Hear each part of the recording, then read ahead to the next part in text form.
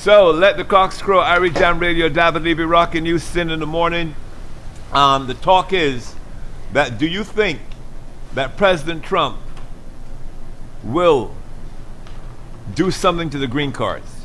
You know, he said he's going to have a gold card. If you have you got to have a lot of money. He said you got to have a lot of money for my gold card, but the gold card is going to give you privileges that the average card can't give you.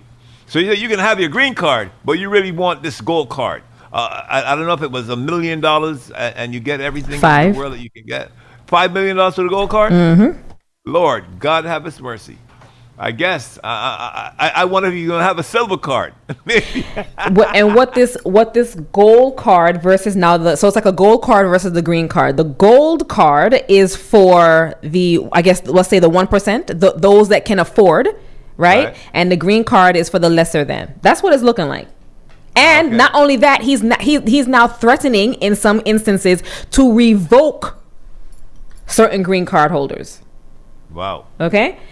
Certain green card holders, and this is why this morning's conversation is going to be so important. We're getting Mr. Tucker on the line now. He's an immigration lawyer, because I saw a clip that I want us to play. I want him to break it down. But our question of the day is this: if a government can bypass established legal processes in the name of national security, at what point does it cross the line from protecting citizens to undermining the very freedoms and rights it seeks to defend? Mr. Tucker. Good morning. Good morning, Mr. Tucker. How are you? I am well, thank you. Thank you for taking the time to join us this morning. We're having Mr. Tucker. Yes, sir. I haven't spoken to you in 10 and a quarter years. Rocking you. I didn't forget you. Man, look, is this like nostalgia all over again? Like here are we, right, doing the same thing that we've done years and years ago. Amazing. That's right. It's like Yoga Vera says, it's deja vu all over again. Well, it's an honor and a pleasure to speak to you again with Sin. So every time I talk to you, I have a beautiful woman. Remember, I had Ann Tripp back in the day. Oh, thanks, David. I know I have Sin, so it's all good. Yeah. Anyway, David, this is why you last this long on radio, I know what to say. I meant to say it, right? But anyway, let's get into it. It's important details. Sin, go ahead. Yeah, so I have this clip that I came across, and immediately I was like, I have to have someone on to talk about it. So, Mr. Tucker, you were the perfect person, and again, thank you for joining us. I'm going to play the clip, and then let's come back and talk about it. It is entitled the Aliens Enemies Act. Yes. President Trump is about to invoke the Alien Enemies Act. The law allows the president with unfettered discretion to arrest and deport groups of people without any hearing. Under the law, there are three possibilities to unlock President Trump's powers. One, to deport people who are citizens of nations that we are at war with. Two, to deport people from countries that are invading the United States of America. Or three, a predatory invasion by groups of people across the border. Under the law, the president has to make a proclamation that this event is happening. A declared war, an invasion, or a predatory incursion. Once he does this, people who are from nations at countries that we're at war with, that are invading us, that has a predatory incursion against us, would be subject to be arrested and removed from the United States without hearing, because they would be considered possible enemy combatants.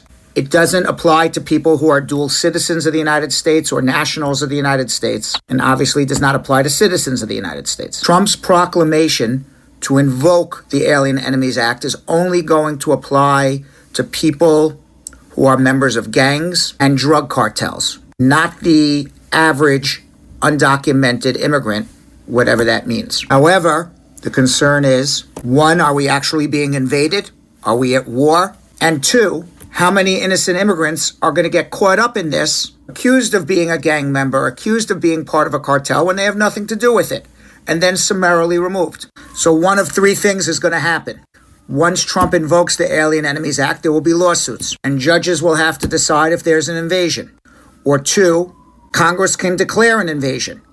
Or 3, Congress can change the Alien Enemies Act and say it covers illegal immigrants.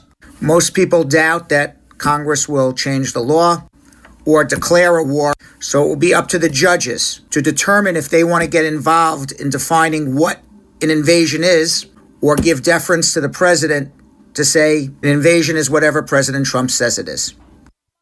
Wow. Okay.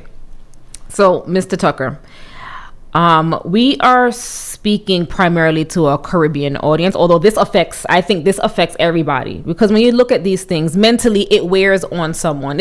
I know people that are scared in the streets, even with the recent story that came out that ICE agents are going to flood New York because Governor Hochul isn't adhering to what the borders are Tom Homan has put in place. So I would love you to kind of break down what this video says and really kind of help us through what's going on. Well, certainly. And thank goodness that we have 3 branches of government. And so far, the courts have been doing a fairly good job on blocking many of these executive orders. Now, as to this specific issue with the Alien Enemies Act coming from the 18th century, a district judge recently blocked and limited how this administration will be able to use it. The judge, in essence, says, I do not believe I can wait any longer, and I am required to act. And so he acted to block much of what the administration was coming to do in anticipation of the outrageous unconstitutionality of this law. But outside of that, in our region, this was specifically designed to go after Venezuela or Venezuelan citizens. And as we know, Venezuela is part of CARICOM. And as we also know, recently there was an interaction with the CARICOM group of countries as it relates to their relationship with Cuba. And so we're finding that this administration has gone, as one would say, rogue. And the only way that we're going to be able to deal with them is from a unified perspective. As to what is going to be happening with the CARICOM group of countries, the Prime Minister, President of Barbados have come out with a strong voice to say, listen, we are to dialogue and we are to be respectful of each other. And if at the end of the day you still find it possible to threaten our visas, then so be it, and to hell with that. So you need strong offense like that and our defense to really overcome what this administration is trying to do on a local level as it relates to those who are here and are unlawfully present, those who are here, non-citizens, legal permanent residents who might have committed crimes, then how you're going to be able to deal with that is to get good counsel. So if you find that you're in a situation where you might have been arrested and are convicted, then you need to seek counsel and see where you stand, so you can have your house prepared to fight off any challenges. And I say challenges because they will. What they have been doing is picking you up, take you into custody, and suddenly they are flying you to a jurisdiction that is not mindful of what the Immigration and Nationality Act is saying, not mindful of what case law is saying, and is only paying attention to the Trump administration's demand. And ultimately, the law will be on your side, so you will win. But that will not stop them from removing you from the United States, where you will have to now develop a plan as to how you're going to get the courts to bring you back here.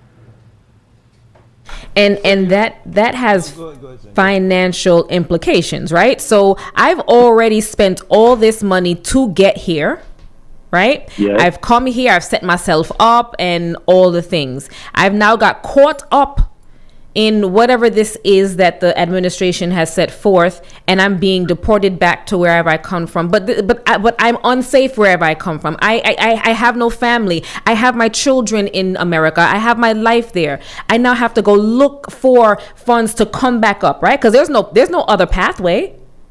Absolutely, most definitely. And you see, you can look to this case with the student out of Colombia, who, because he rallied for justice and against genocide, they have decided that there is a specific law in the statutes that allow the Secretary of State to remove persons who they consider is in opposition to the United States foreign policy. That goes directly to freedom of speech. I was just going to say, that's under attack.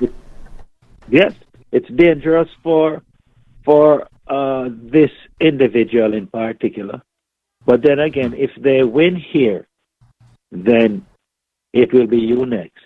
And the whole idea here, if you take a broad scope as to what is happening with the administration and how at every level they're coming at you with fear. Wow. Sir, I've got a question for you. Yes. We talked about CARICOM, and we talked about the stance that the Barbados Prime Minister Mia Mottley has taken. Is there a united front coming from CARICOM to stand together? Not only Mia Mottley standing by herself, but is there a united front to fight Trump as the Caribbean islands of whatever, or are they doing it individually, like how Mia Mottley stood up and maybe the Prime Minister of Jamaica is standing up? Are we out there in a united front to really have an impact on this administration? And that is what is needed. The only united front I heard is the applause in the room from our speech. Outside of that, I've not heard individual leaders throughout CARICOM group of countries come forward to say, yes, we are in support of what she has said, and if you are unable to be respectful of our sovereignty, then to hell with what you can do. Could it be that they're scared as hell, like no one knows or no one can anticipate what the administration is going to do, and they're like, look, I don't want to tip I already have enough problems as it is. I don't want to rock the rocking boat too much and stand up to this guy, and then this guy deport everybody that maybe have a green card. Well, not necessarily deport everyone who have a green card, but they have ways of limiting your tourist industry. Okay. Because all they need to do is put out a travel advisory to say this is happening when it might not be true. And as you know, tourism throughout the CARICOM group of countries bring in a big part of their gross national product. And once that is interfered with, then they're going to be having a significant economic crisis. So therefore, that is one thing.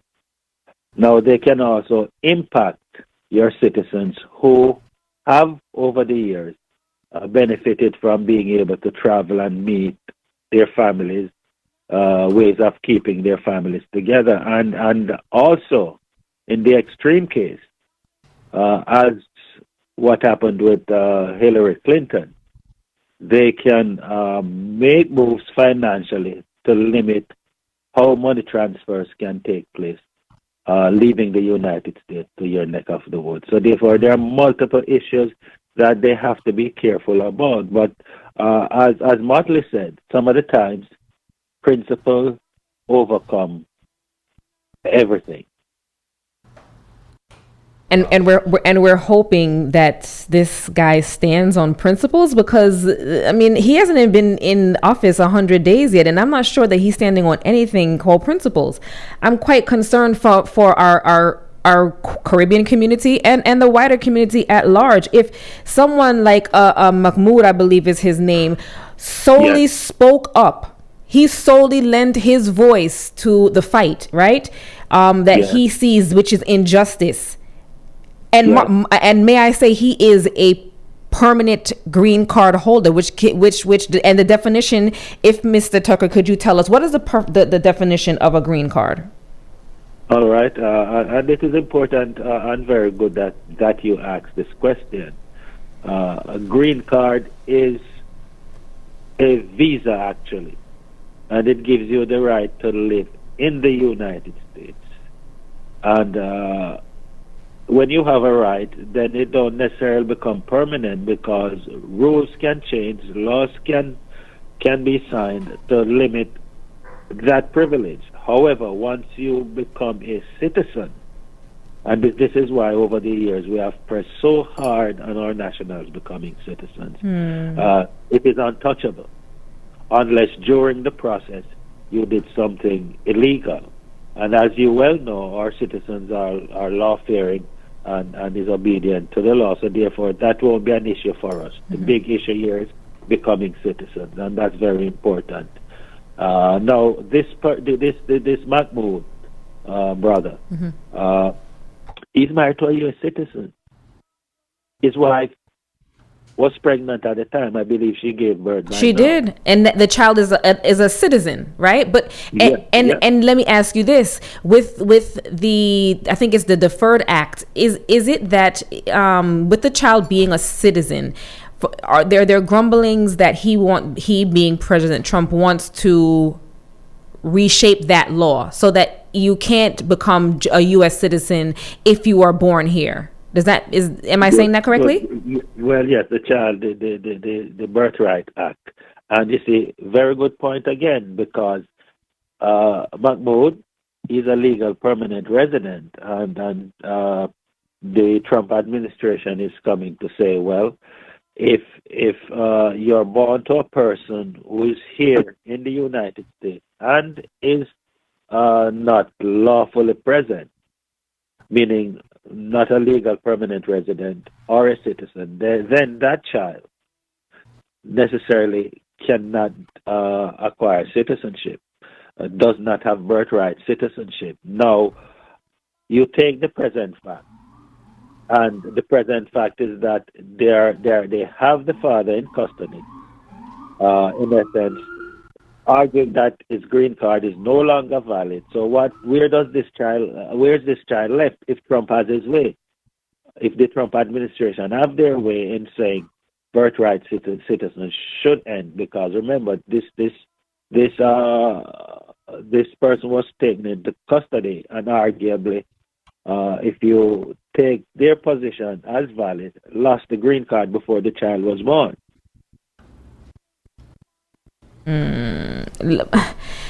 There's so much that I want to unpack here. I mean, I know people, not personally, but people who leave the Caribbean who have some sort of citizenship or have a visa, and their intent is to have their child in the U.S. because they will get all the amenities of being a U.S. citizen. Where does that leave? Where does that leave pregnant mothers or parents who are thinking that's the pathway now? Well, in essence, that was one of the reasons why they started to look at birthright citizens, because they found that you had quite a few mothers in and around the world, in particular border state, Mexico, who would understand that their child being born in the United States would derive some benefits that can accrue to them in later years. And this move was intended to stop that, but the Constitution is clear on that. If you're born on U.S. soil, you're United States citizens, and it is working its way up through the courts now, possibly getting close to the Supreme Court. And we're going to find whether the Supreme Court is going to be wise enough to say this has already been addressed on numerous occasions, and the case law over many years have supported that those who are born on American soil are U.S. citizens, or they're going to challenge themselves to take this case, because this case is the kind of case, if they rule in favor of the administration, it will set off a storm that will be similar to what happened with the overturning of Roe v. Wade. And I don't know that they're prepared for that. And this storm can be even stronger, because this don't have many of the tenets that Roe v. Wade had, especially as it relates to religion. Let's go ahead, one second. So Trump has been playing around with words, saying that, if you get a gold, he's going to have a gold card, and if you have you pay $1 million and you get this gold card, and you will have all kind of amenities to it. Do you think he's working his way down, that there's a possibility that money might be, that the green card might be in some way, shape, or form gotten through lots of money to, maybe not as the gold card, but the same concept that he's trying to bring? A great question. And the gold card, in essence, is to address the needs of Elon Musk with his rich friends. That's one thing, and very few people will be able to take that opportunity. At the same time, if we should explore the point or the policy to say, all right, let's make a decision and say, all right, a green card is worth X. And since it is worth X, then those who are here, who are seeking, say, an amnesty, we're going to put a dollar number, a dollar figure on what we can agree to allow you to become or achieve part of the American dream. Now, that idea is plausible. We now have to decide how much money would be reasonable. And if it is a reasonable amount of money, I'm sure many in our community will gravitate towards an idea to say, all right, I need to pay X amount, like a tax, to be able to get this legal permanent resident that can put me on a footing that I can now elevate myself from. So that idea is a good idea, David. Okay. Now, I have a question for you now, as it pertains to, or maybe I want to kind of lend the airwaves to you. If there are people out here that are struggling to understand what is happening, because so much is happening so quickly, right? And there are persons that are here on work permit or work visas or just visiting visas or whatever, and they're scared. They have no idea. What would be your advice and or call to action to those persons listening now? Well, first, my advice would be to recognize that, as the Master Blaster said, they cannot stop the time. See, they're not God. Their sojourn or custody of the government of the United States is temporary, unless we get some kind of civil unrest nationally that would cause for the democratic process to be delayed. So realistically, at this point, I don't see it. So their custody is limited. To stay safe, one of the things I've noticed is when it comes to domestic violence, there is no give. Meaning, a police show up at your home, there's a fight, a raucous, somebody is going to be taken out of that home. even if it's going to be temporary. And in essence, that is all you're going to need for the possibility of ICE to get involved. Having said that, if a family member is finding that there is a constant battle in the home in keeping someone from getting violent, then your life is important. And if you have to get the police involved, you get the police involved. If you can avoid that and try to get a respected family member, a member of the clergy involved to settle it, try those means. But we have to, or at least everyone now, has to be diligent as to the things that they're going to be doing to stay safe. So basically, stay out of trouble, people. Stay out of trouble, okay? Because you don't want to get caught up in law enforcement, because it's no longer just going to a jail cell or maybe paying a fine or getting a lawyer and fighting it. The pathway now is straight to ICE and back to your yard. So please adhere to what Mr. Tucker is saying. Now, Mr. Tucker, I imagine that you're inundated with all of these calls and stuff like that, but I would love, if you can give out your number to your office so our listeners could reach out should they have any questions, or our website or wherever, so that, and I would love to invite you to come back on again, because I'm sure we're going to have so much more head spinning conversations that we need to have. Absolutely. And as you said, the listeners out there and those who are concerned need counsel as to how to approach some of these problems. But if you take a look at this, the whole picture, it's all confused right now.